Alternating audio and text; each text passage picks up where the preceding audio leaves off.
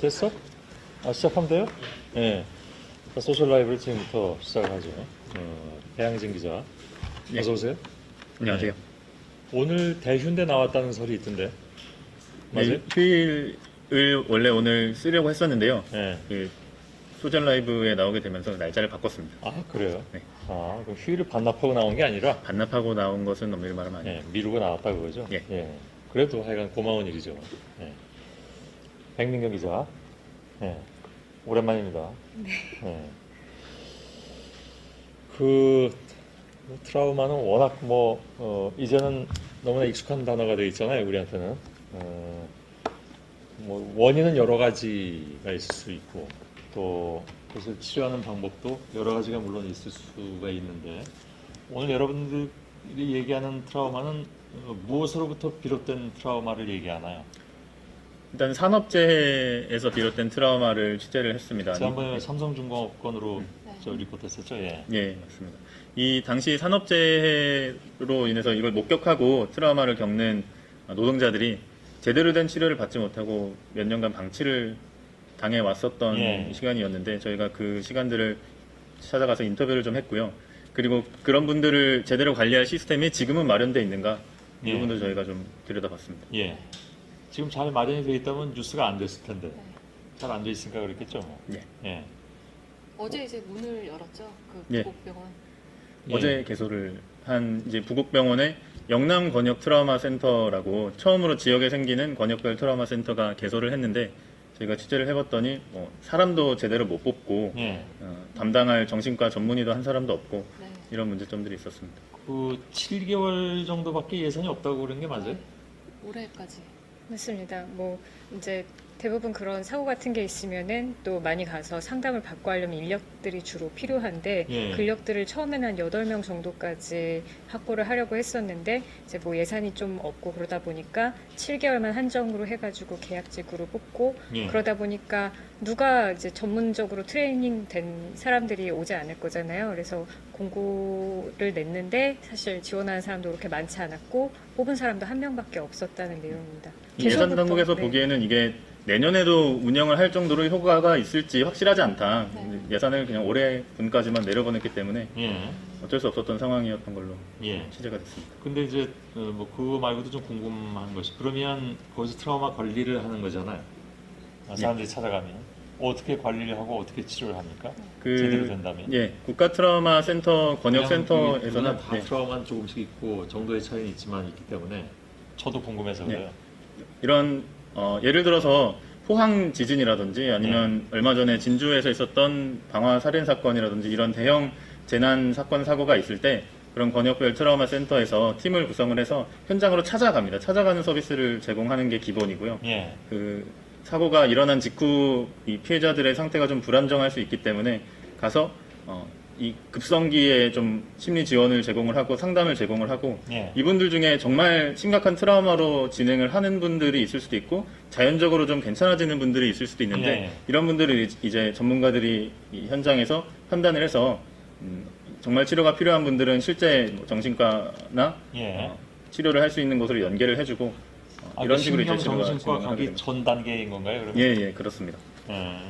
그러면 트라우마가 심각해지면 어떤 상황이 되나요? 물론 여러 가지 경우가 있겠지만. 트라우마가 심각해지면 이게 어떤 분들은 그냥 정신적으로 목격을 하고 정신적인 피해를 받았을 뿐인데도 신체적인 증상이 몸이 아프다거나 이런 증상이 나타나는 경우도 있다고 하고요. 바로 육체적으로 이게 변화가 생기는 거군요.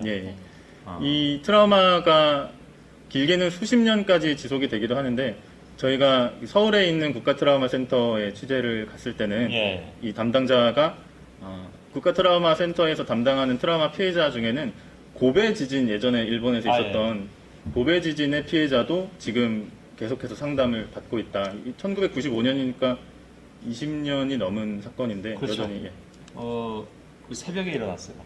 제가 아침에 MBC에서 뉴스 와이드라는 그 아침 뉴스 하고 있을 때 갑자기 그게 터져가지고 저희가 처음으로 보도를 했는데 또 처음 보도했다고 또 일본에 오는 잡지에서 취재도 왔었어요. 근데 아무튼 근데 그때 엄청난 재난이었죠. 그로 인한 트라우마가 꽤 오랜 기간 지속됐다는 얘기는 들었는데 예. 거기 가 있던 한국 분인가요, 그럼? 예, 한국 분인 것으로 이야기를 했습니다. 당시에 한국인이 그분이 저기- 여태까지 치료를 받고 있다고요? 예, 예. 그때 희생자만 한 5천 명이 나왔었으니까 엄청났었죠.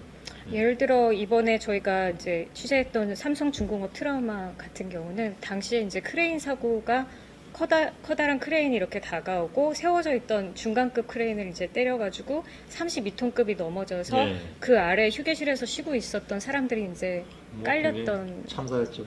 예, 근데 문제는 이제 그 당시에 거기서 일하고 있었던 사람들이 1,632명 정도 됐었는데 네. 그 중에 그 사고를 목격한 게 파악된 것만 한 500여 명 정도. 예. 물론 그 수치에는 이제 바로 일자리로 나가신 분들은 포함이 안 되어 있고요. 그래서 그분들이 겪고 있는 트라우마들은 저희가 취재하면서 사실 기사에 이렇게 구구절절하게 적어서 그 기억을 떠올리게 할 수는 없겠지만 구체적으로 이제 눈앞에서 같이 일하던 동료의 신체가 절단되는 것을 보신다든지 아니면 그대로 이제 크레인 아래에 깔려서 있는 모습들을 봤다든지 해서 그런 기억들을 굉장히 생생하게 구체적으로 가지고 그러게요. 계셨었습니다. 예. 근데 그 500명 분들 중에 네. 실제로 트라우마 산재로 인정받은 분들이 11명밖에 예, 안 된다고 11명밖에 했잖아요. 안 됩니다. 상당히 이제 예를 들어 정말 신체적 피해가 있거나 하면 이게 산재로 인정되기가 조금 용이한 부분들은 있는데 정신적인 부분 같은 경우는 뭐 당장 너 그 다음날에도 나가서 일했잖아 라고 말하면서 산재로 인정해주지 않는 부분들도 상당히 있다고 예. 들었습니다. 그것도 그런 식으로 판단하는 것도 어찌 보면 2차 피해라고 할 수도 있겠죠. 맞습니다. 우리가 늘 뭐 미투 문제만 가지고 2차 피해를 얘기할 것이 아니라 예, 그렇습니다. 오늘 좀 얘기가 이렇게 무거운 얘기가 좀 될 것 같은데 네. 그것도 잘 좀 풀어주길 바라겠습니다. 저희들은 여기서 물러가고요. 네, 수고하세요. 수고하셨어요. 예.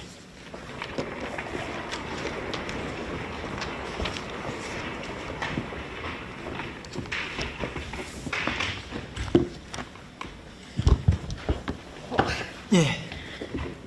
맞습니다.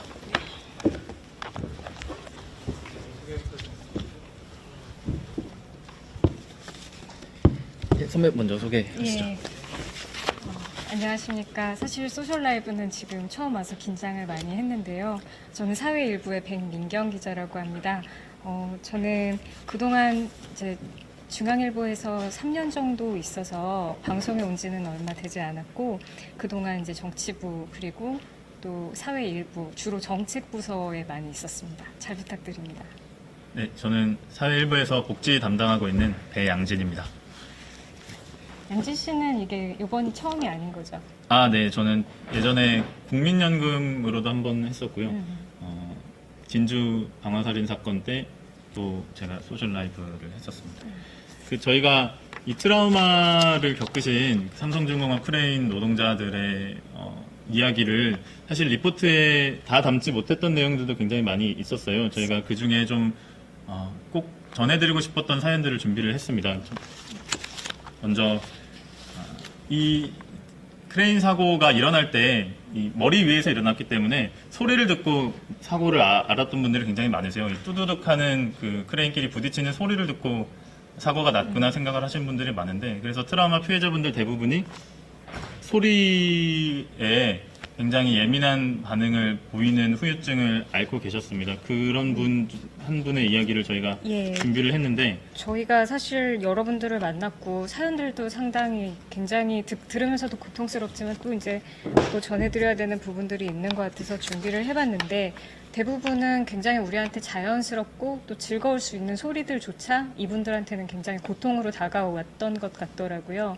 예를 들면 이제 첫 번째 사연 같은 경우는 이제 두 아들을 둔 가장인데 사고 이후에는 아이들이 웃거나 뭐 뛰어다니는 소리 이런 거에 굉장히 깜짝깜짝 놀라거나 또 그렇게 하다 보니까 어느 순간 자기가 헐크처럼 이렇게 변해서 또 소리를 지르기도 하고 또 그런 모습들을 스스로 인지를 했을 때 굉장히 많이 자괴감을 느꼈다 이런 얘기들을 많이 하시거든요. 실제로 한 분은 그런 아이들 노는 소리를 못 견뎌서 라면 끓고 있는 라면 냄비를 아이한테 던졌다고 하셨던 분도 있었어요. 그분이 다행히 그 라면 냄비가 아이에게 맞지는 않았었는데 이게 뭐 경찰도 오고 뭐 난리가 났던 상황이었는데 이제 그때 동생이 그 피해자분의 동생이 와서 형 이건 정말 정신과 가봐라 이렇게 해서 처음 내가 트라우마든 뭐든 지금 정상적인 상태가 아니구나 아프구나 이걸 깨닫고 처음 정신과에 가셨다고 하고 그게 그 피해자분은 그게 9월이었거든요. 그러니까 사고가 5월에 났었으니까 4달 만에 처음으로 정신과에 가게 되죠. 굉장히 그냥 한번 보고 잊어버릴 수 있는 사고라고 생각도 안 하겠지만 이런 분들은 대부분 이제 이런 일들이 있으면 아이들이 잠들고 나서 집에 돌아간다든지 아니면 같이 나들이를 갔다가 주변 사람들의 뭐 소음 같은 것들을 견디지 못해서 뛰쳐나온다든지 이렇게 이제 서서히 일상을 좀 파괴하고 있는 모습들 또 그게 2년 내내 지속되고 있는 모습들을 저희가 많이 봤습니다.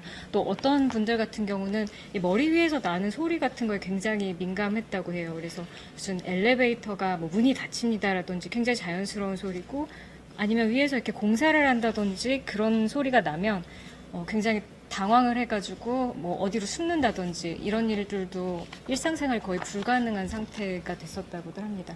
또 엘리베이터 피해자도 있었죠. 네네네. 이 엘리베이터에서 내릴 때 갑자기 문이 닫혀서 내가 내리는 동안 문이 닫혀서 엘리베이터 사이에 내가 끼지 않을까 이런 불안을 느끼는 분도 계셨어요. 그래서 이분 같은 경우에는 엘리베이터에서 내릴 때 후다닥 이렇게 빨리 내리는 습관이 생겼다고 하고 정말 좀 심할 때는 그냥 엘리베이터를 안 타고 고층 집이 12층이신데 계단으로 오르내리시는 분도 계셨습니다. 저희가 그런 분들의 이야기를 모아놓은 책을 준비를 했어요. 이게 실제 리포트에서도 잠깐 커트로 나갔던 건데 조선소 노동자 9분이 이 자신의 경험을 사고 관련이든 사고 이후든 자신의 경험을 구술한 책입니다. 이 책에 계시는 분들을 저희가 인터뷰를 하기도 했었고요.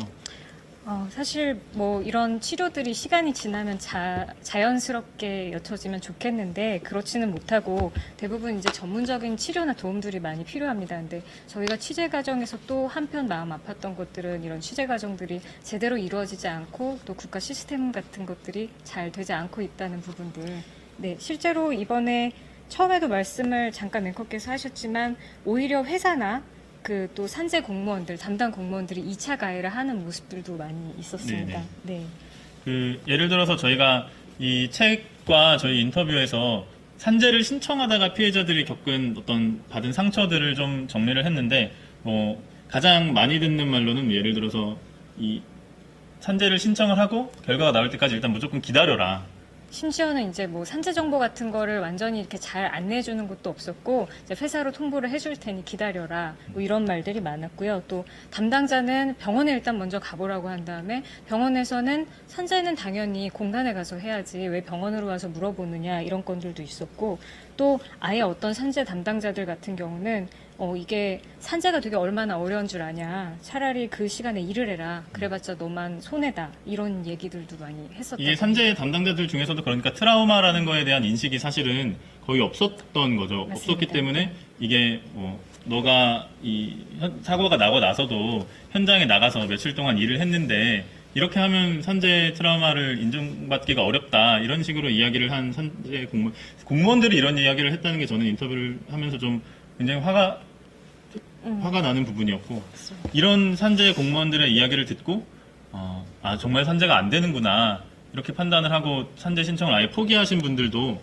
굉장히 많이 계셨습니다. 저희가 아까도 말씀드렸었지만 실제로 사고를 목격하신 500여 분 중에 산재로 인정받으신 분은 11분이기 때문에 또 이제 최근에는 서울에만 있었던 이제 이 트라우마 센터, 권역 트라우마 센터가 영남권에 한 곳 이제 어제 개소를 했었는데요. 여기는 이제 개소 직전에 배 기자가 또 한번 다녀왔는데 네네네. 그것도 그렇게 이제 도움이 될 만하게 준비가 되지는 않은 것 같더라고요. 그러니까 2년 전에 이런 이제 삼성중공업 크레인 사고에 대해서는 체계가 없으니까 이런 문제가 있었다고 하더라도 2년이라는 시간이 지났는데 그러면 뭐가 바뀌었느냐 이걸 좀 이제 들여다보러 저희가 찾아갔던 건데 이 경남 창녕에 있는 부곡병원이라는 곳에 이 국가 트라우마 센터가 지역에는 처음으로 생겼습니다. 원래는 서울에는 하나 있었는데 영남 권역센터가 처음으로 생긴 건데 저희가 가보니까 이곳이 이제 트라우마 치료를 하려면 상담 요원도 있어야 되고 여러 가지 인력이 필요한데 그런 인력을 상담 요원을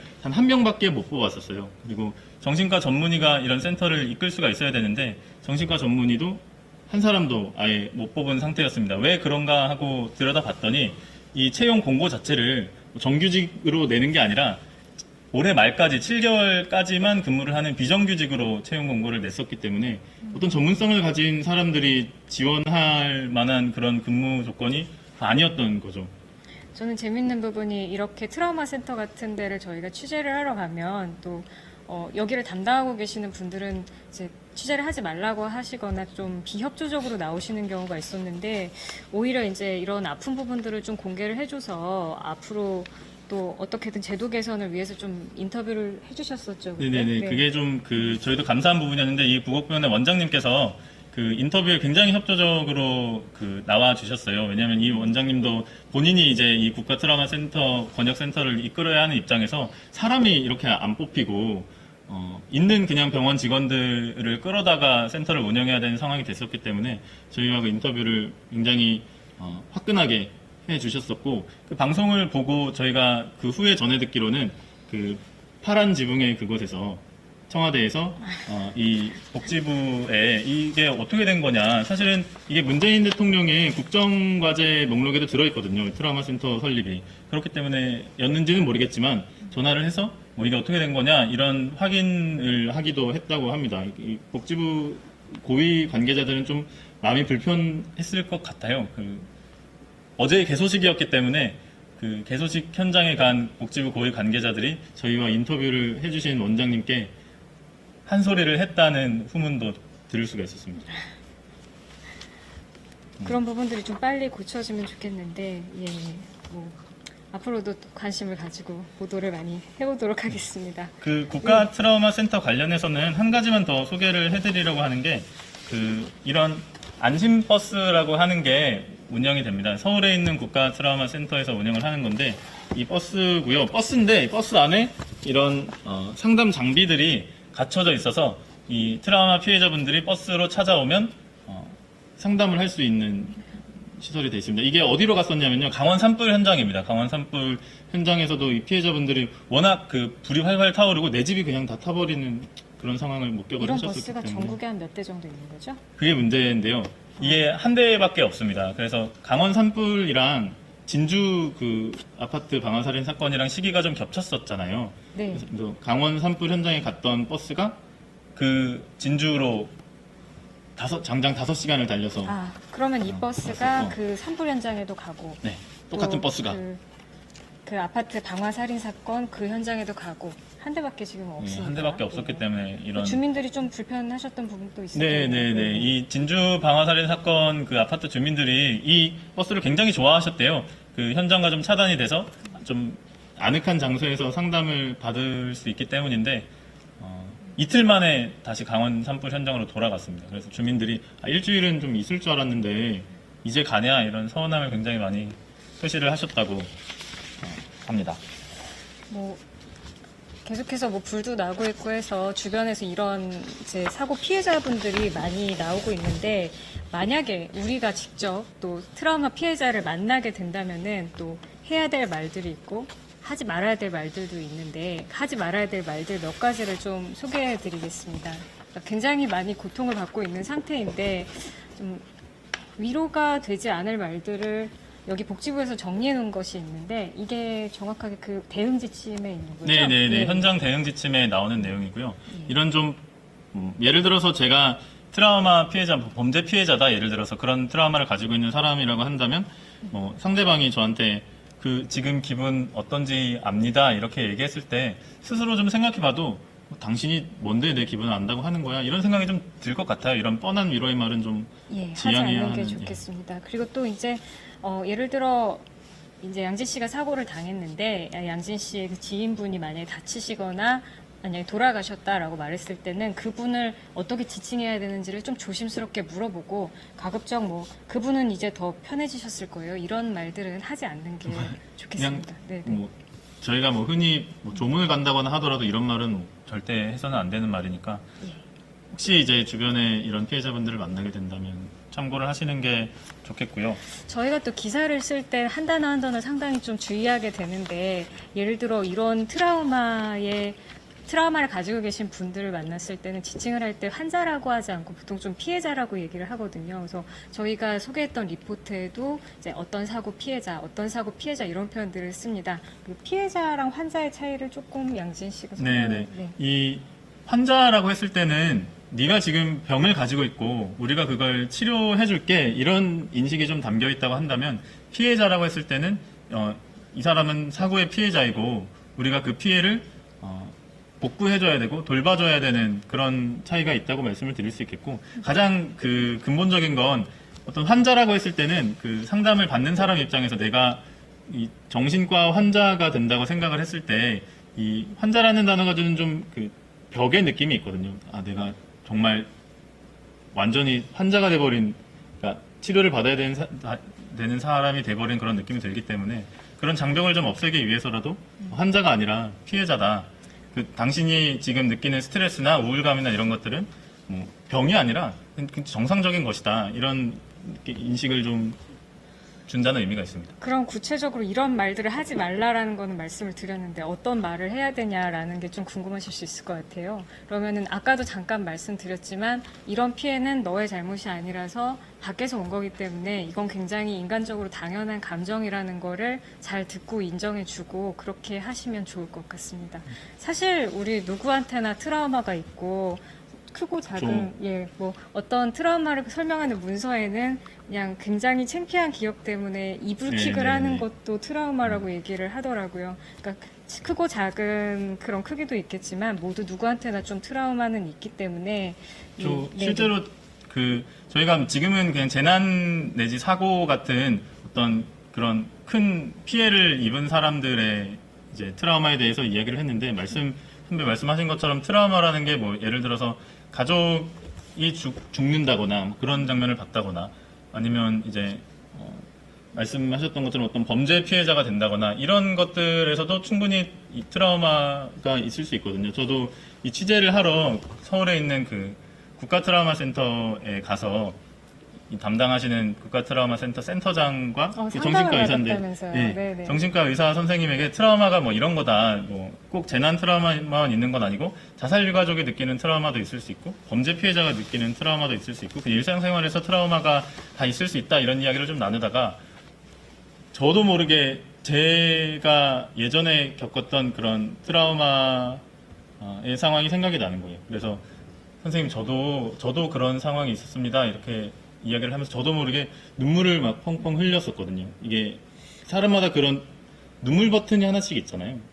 그걸 이제 딱 누른 거죠. 눈물을 펑펑 흘리니까 여기 이제 그 정신과 선생님도 센터장님도 그게 뭐 언제였습니까? 이러면서 이제 저한테 상담을 해주시기 시작을 하시는 거예요. 그래서 이거는 상담은 돈 내고 해야 되는 거고 이러면서 다시 취재를 했던. 어떤 내용인지 저는 따로 한번 물어보겠습니다. 네. 그래서 또 그 복지부 같은 경우에는 이제 이런 트라우마, 소소한 트라우마들을 치료하는 이걸 뭐라고 해야 될까요? 체조라고 해야 될까요? 아니면 이런 동작을 제시를 하고 있는데 보이실지 모르겠지만 나비퐁이라고 하는 동작입니다. 여기 저희가 이제 마지막으로 이 나비퐁을 또 좀 알려드리고 정리를 하겠습니다. 네네. 이게 혼자 할 수 있는 동작이라는 점이 되게 중요합니다. 다른 사람의 도움이 필요한 게 아니라 그런 좀 불안감이 느껴지거나 우울감이 느껴지거나 할 때 스스로 이렇게 안아주는 동작인 거죠. 양손을 제가 이렇게 가르쳐 드릴게요. 일단 양손을 이렇게 포개가지고 가슴 위에 교차를 해서 놓으시고요. 그 다음에 눈을 감고 살며시 호흡을 합니다. 이렇게 숨을 쉬고 그 다음에 이렇게 괜찮아 이렇게 다독다독 해주는 이런 걸 나비포옹이라고 하더라고요. 뭐 당연히 이런 일들을 안 겪으시면 좋겠지만 만약에 오늘 좀 힘들으셨던 일들 있거나 또 하신다면 또 이걸 보고 있는 사고 피해자분들 한번 이렇게 서로 안아주시고 또 이렇게 포옹하시면서 오늘 좋은 밤 보내셨으면 좋겠습니다. 네, 이제 유저들의 생각을 알아보는 시간 댓글 읽는 기자 코너로 넘어가겠습니다.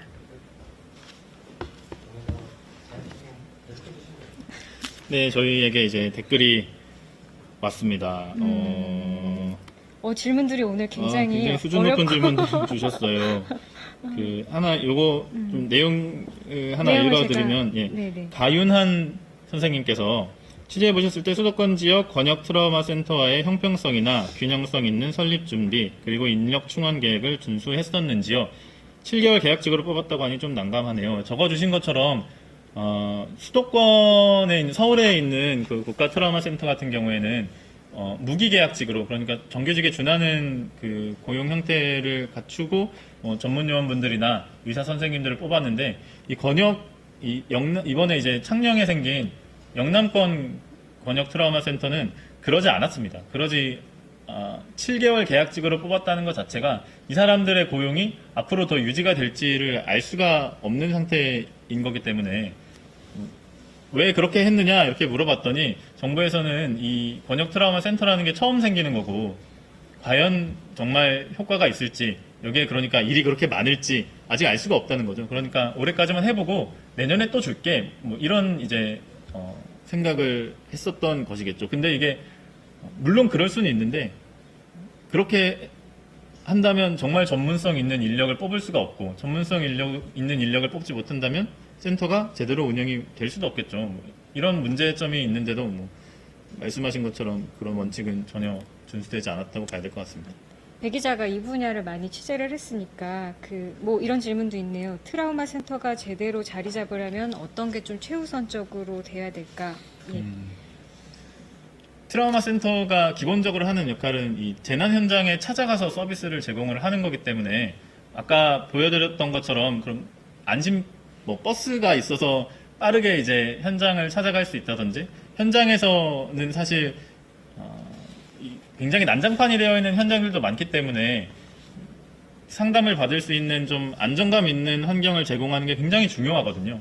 근데 이런 안심 버스 같은 것들은 버스라는 공간 안에서 다른 현장이랑 딱 차단이 돼서 굉장히 좀 아늑한 기분을 느낄 수 있는 곳이기 때문에 그런 기동성도 있고 아늑함도 줄 수 있는 이런 장비들이 권역 트라우마 센터가 만약에 더 생긴다면 그것마다 좀 있어야 트라우마 센터가 좀 제대로 운영이 되지 않을까. 예, 사실 뭐 배 기자 리포트에도 좀 나왔었지만 그 장소 같은 경우도 상당히 팽팽그렁하게 좀 비어 있는 모습들 볼 수 있었고 그런 곳까지 가려면은 이제 이 환자분들이 많이 하시는 말씀이 병원조차 가기가 너무 어렵고 엘리베이터 타기도 어렵고 계단을 이용해서 가거나 공사 현장이 있으면 이렇게 막 한참 돌아서 가거나 이렇게 거동 자체가 불편할 정도로 트라우마가 자기 마음에 침투가 되어 있는데 뭐 어디로 와라 서류를 뭘 떼와라 그 과정들이 너무나 길고 지난하다는 거죠. 맞습니다. 차라리 원스톱으로 이제 딱 안내를 해주고 기간을 정해서 이렇게 아예 산재의 피해자가 되기 전부터 그런 것들을 잘 알고 있다면 참 좋을 텐데 그런 부분들이 아직까지는 홍보나 아니면 대책들이 잘 정리가 안 돼 있는 것 같습니다. 하나만 더 읽어볼까요? 저희 또 이 기자님들 사건 사고 현장 다니시면서 트라우마 조심하세요. 백민경 기자님 섬세한 배려 감사합니다. 이렇게 적어주셨는데 실제로 사실 저희가 사고 현장을 다니다 보면 저희도 기자들도 사실 트라우마에 좀 노출되는 경우가 있잖아요. 맞습니다. 저희 부서 자체가 이제 저희 사회 일부라고 해서 전국에 있는 사건 사고들을 다루고 또 예를 들어 산불 취재도 최근에 갔었고 뭐 이제 진주의 방화 사건이라든지 아니면 정말 크고 작은 사건들을 다 보게 되고 기자들 그리고 또 그 그림을 찍는 영상 취재 기자들 이걸 편집하는 편집 기자들도 사실은 그 화면들을 적나라하게 다 보거든요. 어제 같은 경우는 이제 부산에서 미술관의 벽돌이 무너져가지고 그 아래에 있던 이제 환경미화원이 사망하신 일이 있었는데 그 건 같은 경우도 누워있는 모습이라든지 뭐 이런 것들까지도 기자들은 좀 보게 됩니다. 그래서 이런 말씀들도 상당히 고맙기도 하고 실제로 이야기가 나오는 게 기자들도 현장을 보지만 가장 먼저 현장에 가는 건 그 경찰관들이나 소방관들이잖아요. 그래서 이분들에 대해서 트라우마 치료를 지원을 해줘야 한다. 그런 체계도 사실 지금 거의 안 돼 있거든요. 그렇기 때문에 그런 체계도 좀 마련돼야 한다는 얘기가 실제로 나오고 있습니다. 앞으로 잘 조심해서 진짜 잘하겠습니다. 네.